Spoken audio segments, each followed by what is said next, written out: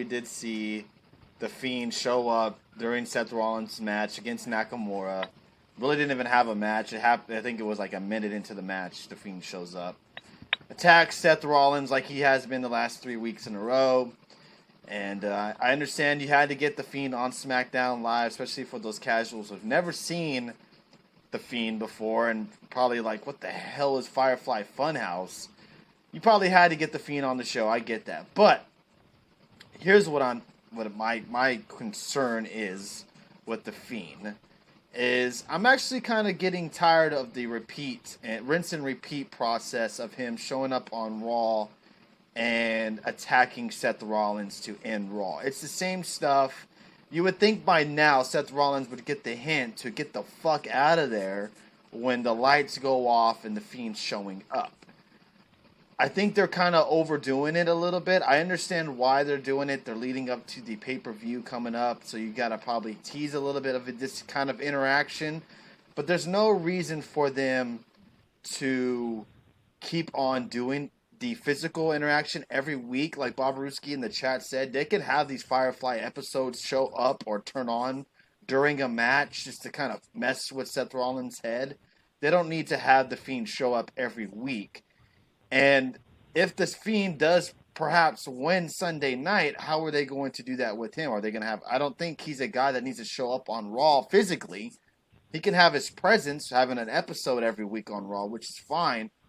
But to have him come out there and do the mandible claw, and you have, the same old Seth Rollins sees the lights go off, he freaks out, but doesn't leave, he just sits there. He looks like a dummy. Your thoughts, Dave, on the Fiend character, and are they kind of overdoing it at the moment?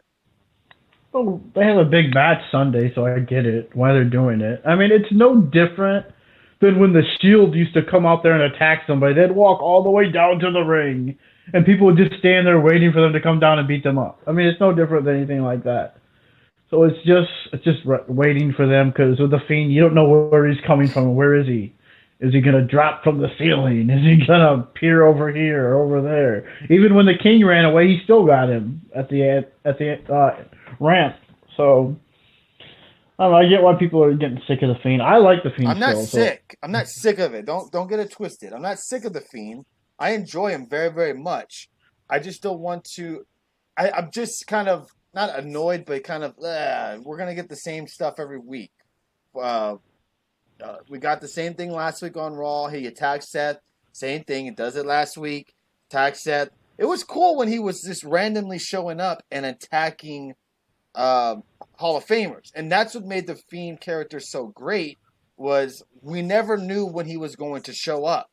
Now we're expecting him to show up every Rollins match and come and attack him, which I don't think should be. I think what should be more of a, is the Fiend going to show up or not type of thing. I'd rather it be kind of keeping you on the edge of your seat kind of thing, instead of, oh, we know he's going to show up tonight to attack Seth Rollins. I'd like that more than what we've been getting the last couple of weeks. That's all I'm trying to say.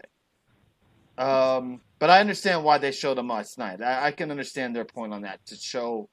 Yeah, they tried to get everything as much as they could with the current stars on Raw and SmackDown on the show last night. Yeah, they don't overdid it, just like how they overdid with the wild card rule. Oh God, yeah, I remember that.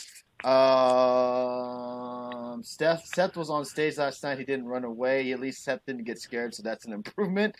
Yeah, that's true. The Fiend will need some humanizing soon, meaning seeing him in more normal settings, but still being as creepy like The Undertaker.